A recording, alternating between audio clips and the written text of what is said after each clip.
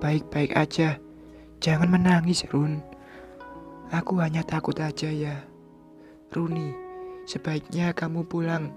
Kasihan Ferry. Semalaman kamu juga udah tidur di sini.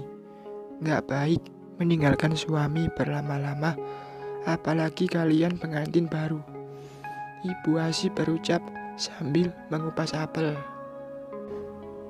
Iya, Run. Ayah sudah baik kan? Lihat nih, sekarang nggak pakai selang oksigen lagi. Ya, ayah sudah lebih baik dari kemarin. Sudah duduk, meskipun masih terlihat lemah. Akhirnya aku putuskan pulang. Ibu Asih bisa menjaga ayah dengan baik. Aku juga harus menemui Mas Radit, membicarakan tentang perusahaan ayah, karena kepala keuangan adalah Mas Radit. Di sebuah restoran, aku dan Mas Radit janjian.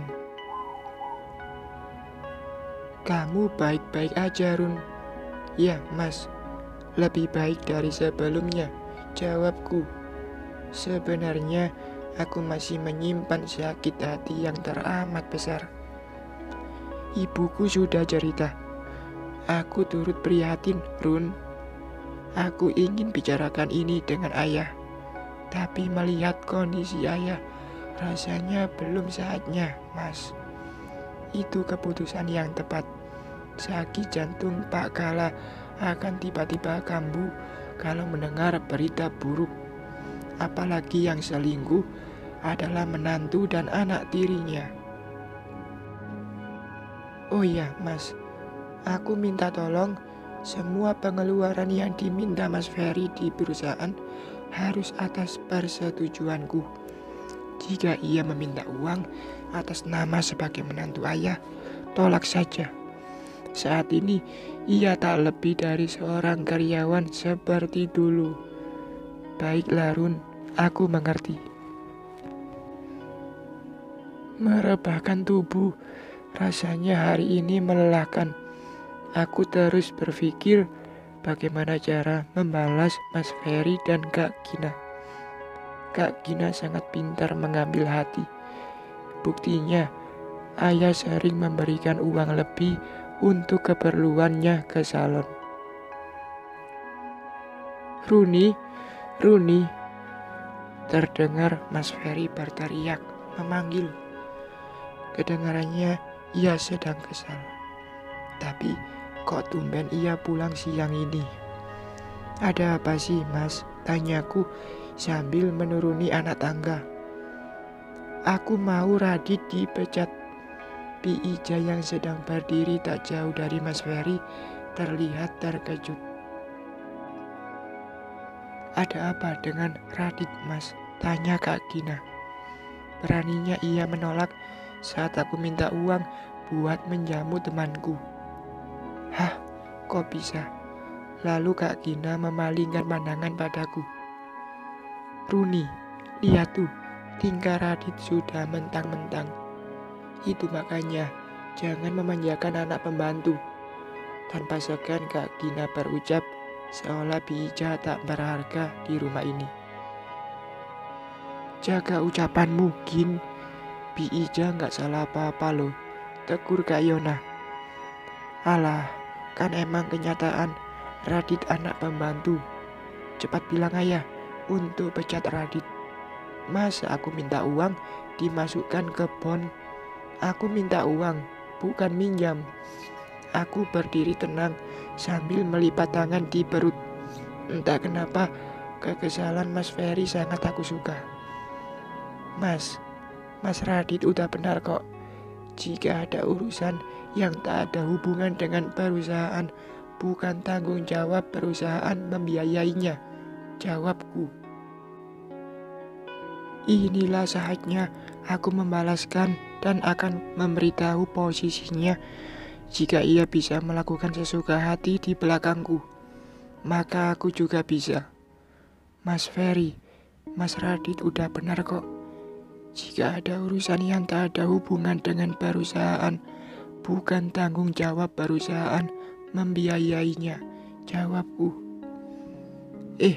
Runi, aku ini suamimu, bukan pegawai ayahmu lagi. Ia tak terima dengan ucapanku. Astaga, baru 2 hari menikah, kamu sudah bersikap mentang-mentang, Mas.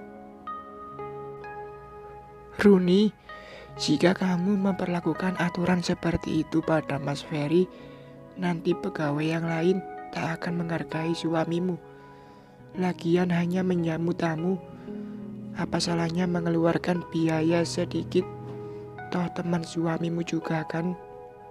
Wow, Kak Gina bicara seolah ini masalahnya. Bella itu selingkuhanmu. Kak Gina, jika perusahaan tidak memperlakukan aturan, perusahaan itu akan lambat berkembang. Lalu aku menoleh ke Mas Ferry. Mas, jika mau menjamu teman-temanmu, sebaiknya datang ke rumah aja, bukan ke kantor. Biar aku bikinin makanan enak dan tentu kamu tak akan malu. Benar tuh, Mas. Lagian rumah ini juga rumahmu kok. Kak Yona menimpali ucapan ini. Bukan gitu, hanya saja ini teman-teman masa kuliah dulu. Dan mereka belum tahu rumah ini dan di acara juga tidak aku undang. Apakah Mas Ferry malu memperkenalkan aku pada teman-teman kuliahnya? Pesta pernikahan sangat meriah. Mustahil ia tak mengundang teman-teman lamanya. Jika ke kantor saja mereka bisa datang, kok ke rumah ini tidak? Ini hanya pemikiranku yang berburuk sangka pada lelaki yang berstatus suami. Sebaiknya kamu balik ke kantor, Mas. Aku juga mau ke rumah sakit bertemu ayah. Aku ikut. Lagian kemarin aku belum melihat ayah. Wajah Mas Ferry masih terlihat sewot. Baiklah, Mas. Sebentar. Aku ganti baju dulu. Lalu aku berlalu ke kamar. Oke, Mas. Silahkan nikmati statusmu sebagai menantu ayah. Setelah itu akan kulempar kamu dari rumah ini bersama selingkuhanmu. Setelah aku membuatmu benar-benar jatuh cinta padaku. Aku tahu dan baru sadar jika kamu menikahiku demi harta. Karena serangan hati adalah senjata mematikan yang tak terlihat. Seperti inilah yang aku rasakan atas nama luka pengkhianatan.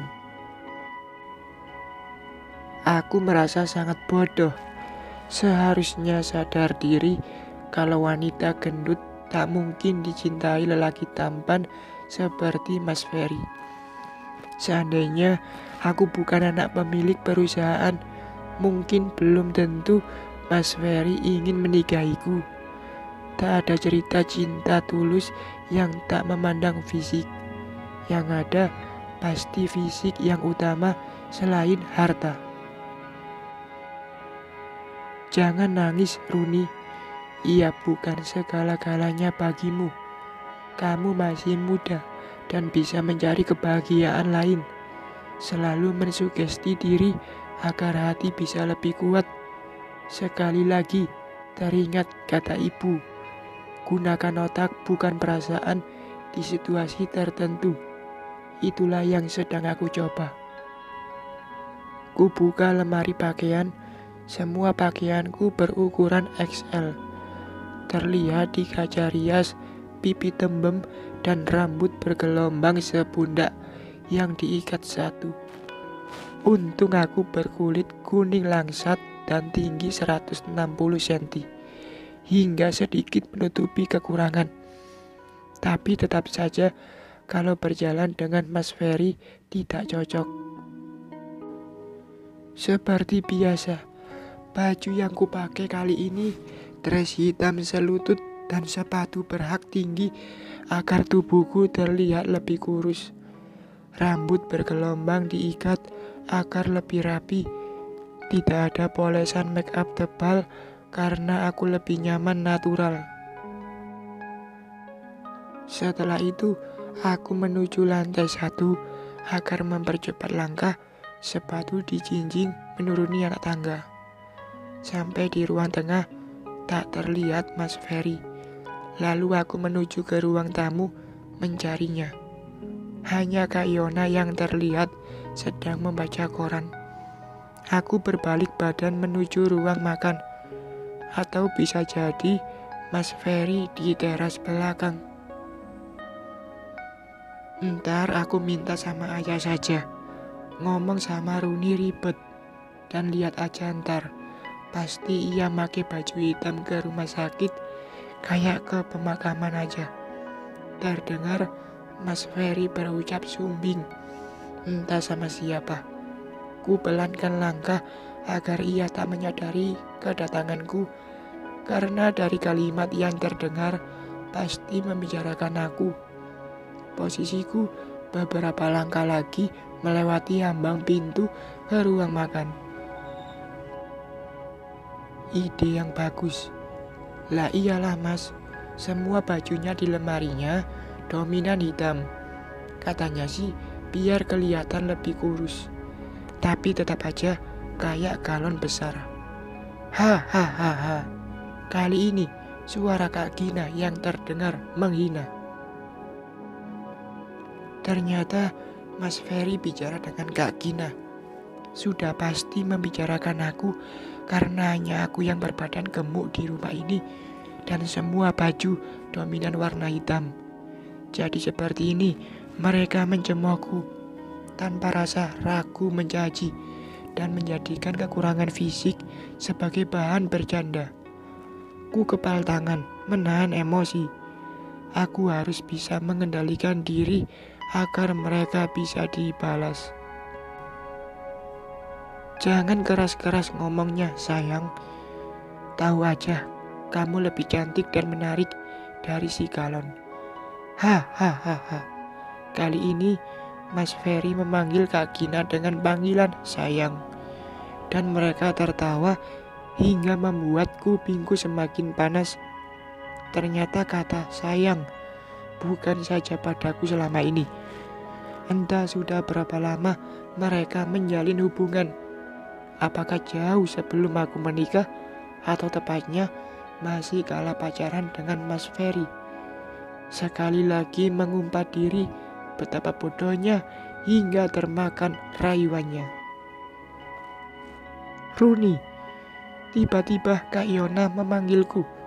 Seketika suara Mas Ferry dan Kak Gina tak terdengar lagi. Padahal barusan aku mendengar mereka tertawa. Ya kak, sahutku maju melangkah hingga sudah melewati ambang pintu. Lalu sengaja menghentikan langkah. Kini terlihat sudah dua manusia yang tiba-tiba memasang muka tegang duduk di kursi makan dengan posisi berhadapan. Nanti malam biar aku yang jagain ayah. Bilang sama ibu di rumah aja malam ini, jawab Kak Yona sambil melangkah mendekat. Biar aku aja kak, jawabku. Jangan, kamu baru nikah dan nikmatilah suasana pengantin baru biar cepat dapat momongan. Mas Ferry, lihat nih, istrimu masih juga kayak gadis. Yang sabar ya, adik kita ini memang gitu. Kak Yona menggandengku mendekati meja makan. Iya loh Mas Ferry, Runi adik kami tersayang dan dimanja. Pokoknya kalau gak ada Runi di rumah ini rasa sepi. Kak Gina menyambung ucapan Kak Yona. Dasar bermuka dua. Aku udah tahu Yon, tak masalah bagiku karena yang membuat aku jatuh cinta itu kebaikan hatinya. Tatapan Mas Ferry kali ini sama sekali tidak menyentuh perasaanku. Justru aku merasa muak dengan gombalannya. Terpaksa memasang wajah tersenyum seperti biasa. Loh, kok sepatunya dijinjing Run? Kak, tanya Kak Gina melihat ke tanganku. Oh, tadi nurunin tangga terasa pegal kak, jawabku seolah tidak sedang membenci dia. bersambung.